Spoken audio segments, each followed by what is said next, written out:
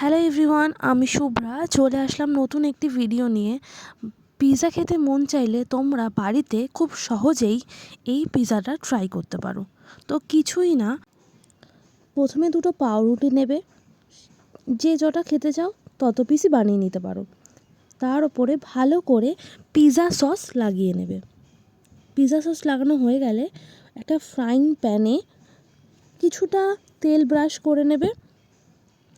তেল ব্রাশ করে হালকা গরম করে নিয়ে তার ওপরে ওই পিৎজা সস লাগানো পাউরুটিগুলো দিয়ে একে একে পেঁয়াজ কুচি, ক্যাপসিকাম কুচি দিয়ে দেবে। তারপরে তার ওপরে দেবে সুইট কর্ন। এর মধ্যে তোমরা চিকেনও অ্যাড করতে পারো, কোনো সমস্যা নেই। আমি এখানে গ্রেট করা চিজ দিয়েছি, তোমরা চাইলে স্লাইস চিজও দিতে পারো। তার ওপরে দেবে গোলমরিচ গুঁড়ো আর চিলি ফ্লেক্স। ব্যাস, আমাদের পিৎজা পুরো রেডি, প্রিপারেশনটা পুরো রেডি। এইবার জাস্ট রান্না করে নেওয়ার পালা।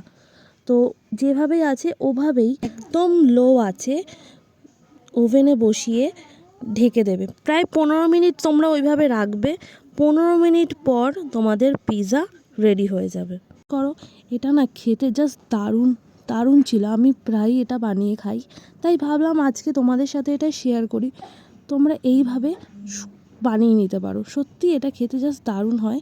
আর এই ভিডিওটা ভালো লাগলে একটা ফলো করে দিও, আর ইউটিউবে দেখলে একটা সাবস্ক্রাইব করে দিও প্লিজ। দেখা হচ্ছে নেক্সট কোনো ভিডিওতে। টাটা।